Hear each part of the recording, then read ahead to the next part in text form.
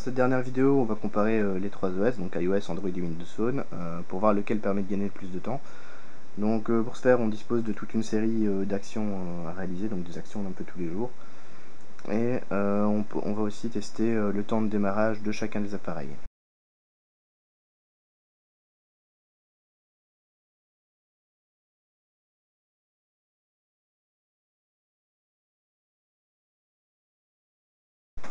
Donc je vais démarrer tous les trois en même temps.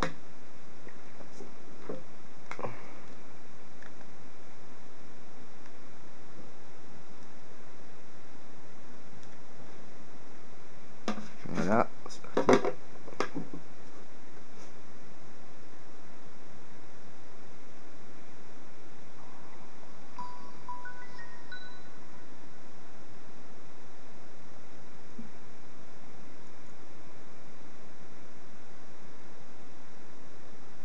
Voilà, donc on voit Windows Phone, Android quasiment en même temps, suivi de très près par iOS. Bon, les différences sont négligeables, c'est pas ça vraiment qui va permettre de gagner un temps fou, mais comme ça vous avez une idée de quel appareil démarre le plus vite.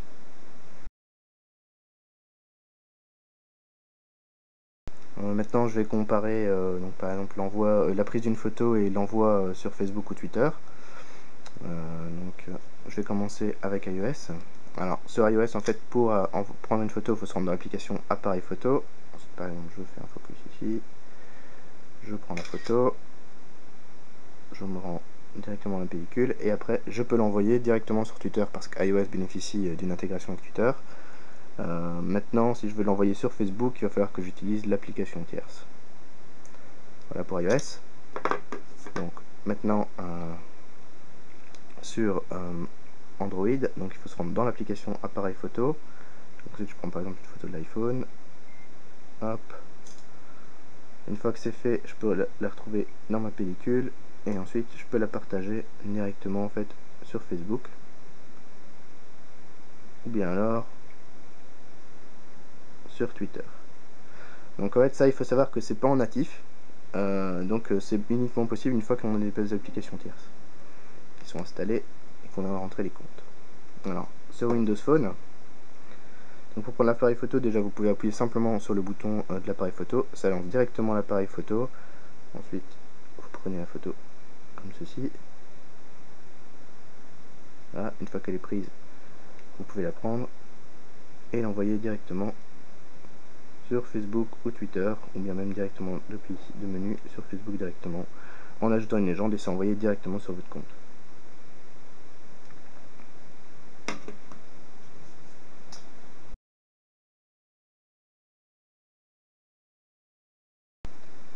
Donc on va maintenant tester la mise à jour de son statut sur Twitter, Facebook ou d'autres réseaux sociaux. Donc par exemple sur iOS, pour mettre à jour mon statut, il faut que je me rende dans l'application Facebook, que j'appuie sur statut. Voilà, donc pour l'application Facebook, à partir de là je peux le faire. Alors sinon je dois aller sur Twitter, ensuite je dois appuyer ici sur le bouton à droite, et là je peux mettre aussi à jour mon statut. Donc en fait à chaque fois sur iOS il faut utiliser des applications tierces pour que ça fonctionne. Alors sur Android, donc si vous avez prévu le widget sur la page d'accueil, donc là vous savez le faire directement en mettant à jour votre statut comme ceci. Il doit aussi y avoir un widget pour Twitter.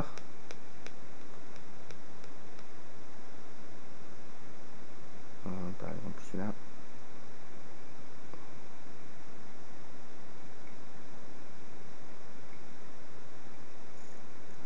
Voilà, donc si je peux mettre à jour mon statut à partir du bouton ici en haut. Donc à ce moment-là, si on a les widgets sur l'écran d'accueil, ça fonctionne. Sinon, il faut à chaque fois se rendre dans les applications tierces, hein, donc, comme je vous avais montré sur iOS. Donc il faut aller sur Facebook. Voilà, prendre le statut, c'est exactement pareil. Ou bien alors, on se rend sur Twitter et à ce moment-là, on peut mettre à jour son statut. Alors sur Windows Phone, donc il suffit d'aller dans la tuile, hop, je fais publier un message. Et ensuite je peux la publier directement mon message sur Windows Live, LinkedIn, Twitter et Facebook à la fois. Et ça se fait, j'ai qu'à le mettre directement, je fais envoyer et c'est terminé.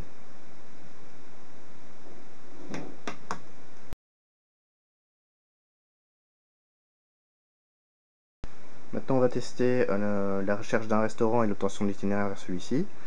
Donc sur iOS, on peut le faire via l'application Plan. Hop, on peut faire une recherche, on fait restaurant. Alors, une fois que c'est fait, on peut choisir un restaurant, celui qu'on veut. Ensuite, on fait itinéraire vers ce lieu. Et c'est parti. Voilà.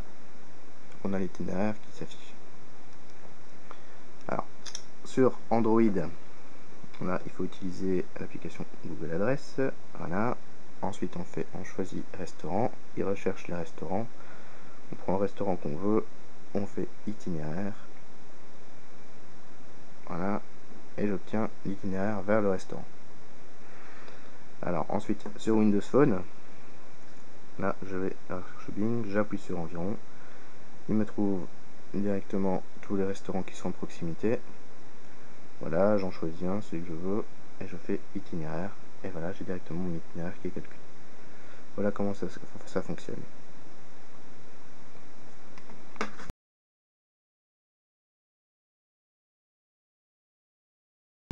On va maintenant tester la vitesse à laquelle il est possible d'accéder aux photos de ses contacts et dans une certaine mesure les commenter. Donc sur iOS, vous devrez utiliser une application tierce, donc Facebook par exemple. Ensuite, il vous faudra vous rendre sur le compte de votre ami, choisir ses photos, choisir ce que vous voulez dans ces photos, voilà, et ensuite vous pouvez aimer ou commenter depuis l'application. Donc ça c'est pour iOS. Alors pour Android, alors ce qui est possible de faire, c'est aussi d'utiliser l'application tierce Facebook par exemple. Vous allez dans vos amis, vous choisissez un de vos amis, ensuite vous allez dans ces photos, vous prenez une photo, un album, vous prenez la photo, et une fois que vous y êtes, vous pouvez aimer ou commenter en fait la photo depuis l'application. Voilà, alors si vous avez évidemment configuré l'application et mis un compte, vous retrouvez aussi dans vos contacts en fait au niveau média. Donc là vous verrez les différents albums de vos contacts. Vous appuyez sur l'album et vous êtes redirigé vers le site mobile de Facebook. Là vous pouvez choisir une de ces photos et l'aimer ou la commenter comme vous voulez. Voilà, donc ça c'est pour Android. Alors maintenant dans Windows Phone, donc là vous pouvez accéder via les contacts. Donc, par exemple, on va voir ici. Alors ensuite, je me rends dans ces photos. Voilà, j'ai directement toutes ces photos. Je peux choisir une de ces photos. Je prends une de ces photos et alors là, je peux aussi la commenter, la liker, etc. comme sur Facebook directement. Voilà, donc ça c'est l'intégration, grâce à l'intégration des réseaux sociaux en natif de Windows Phone. Donc ce qui est aussi possible de faire par exemple, c'est d'aller dans les photos. Donc vous allez ici, vous faites personne. Et là en fait vous verrez les photos, vous pouvez choisir un contact, voilà. Ensuite vous avez accès à toutes ces photos directement, hop, voilà, et à ce moment là en fait vous pouvez aussi ici directement commenter la photo, voire taguer quelqu'un, donc c'est très facile, très pratique. Et encore mieux, ce que vous pouvez faire aussi, c'est simplement vous allez dans le photo et vous allez sur Code 9 et là vous voyez toutes les photos de tous les réseaux sociaux, de tous vos contacts. Donc même Windows Live, LinkedIn et Twitter directement. Donc ça c'est hyper pratique et hyper rapide en fait pour commenter, voir des photos, enfin tout, faire tout ce qu'on veut.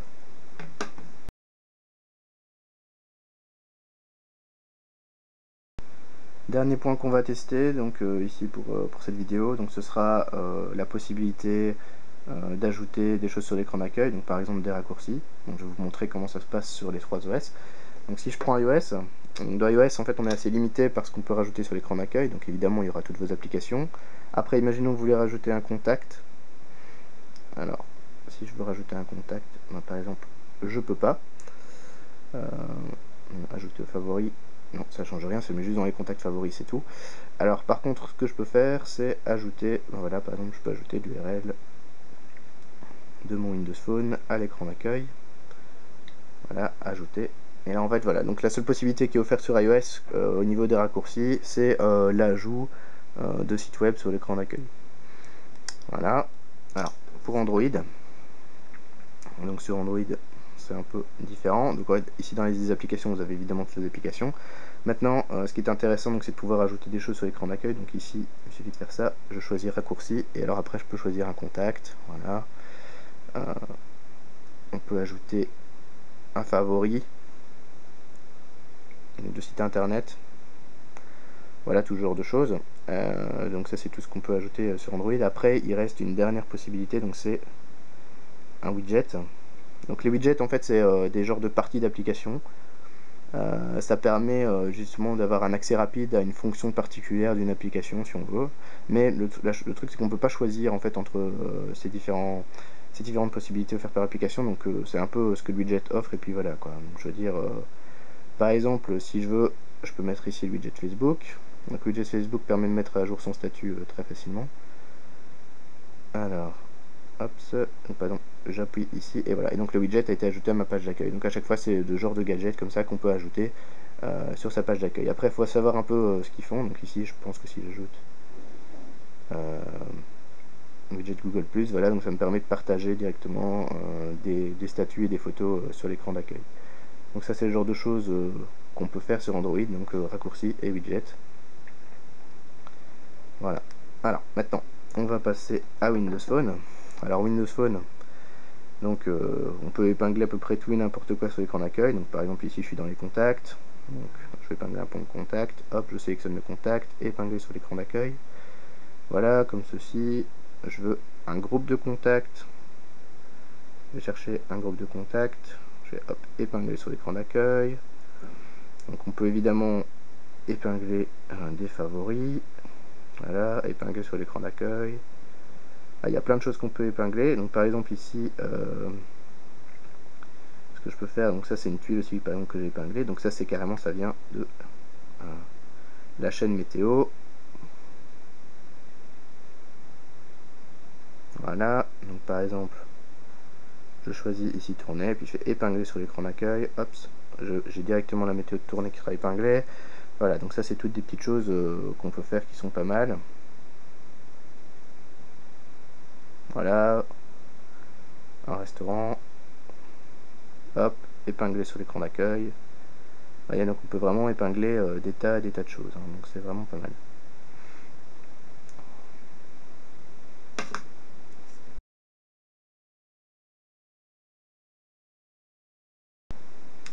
Voilà, après toutes ces séries de tests, je dirais que Windows Phone est le plus rapide. Donc pourquoi pour moi c'est plus rapide, donc c'est un avis personnel. Donc déjà, entre iOS et Windows Phone, eh bien, on va dire que sur Windows Phone, bah, c'est tout simplement, il y a plus beaucoup de moyens d'épingler plein de choses sur l'accueil, donc on gagne un temps fou avec les raccourcis, tout est intégré en natif via les réseaux sociaux, donc tout ça, ça permet de gagner un temps fou dans les actions de la vie quotidienne. Après, si je compare Windows Phone avec Android, Android a aussi des avantages dans le sens où on peut épingler des raccourcis, des widgets, etc. Sur Windows Phone, on sait faire à peu près la même chose. Bon, ça c'est une philosophie différente parce que là, c'est à chaque fois des parties d'application ou des parties de hub, enfin un peu tout et n'importe quoi. On peut tout épingler sur son écran d'accueil. Après, c'est à soi-même à choisir ce qu'on a envie d'y mettre. Maintenant, Windows Phone est aussi beaucoup plus intuitif qu'Android, dans le sens où sur Android, on a énormément d'options. Donc, je veux dire, soit on a un temps d'adaptation qui est un petit peu plus long, et à ce moment-là, on s'en sort bien avec son Android. Mais pour l'utilisateur lambda, je dirais que Windows Phone est vraiment plus rapide et plus intuitif.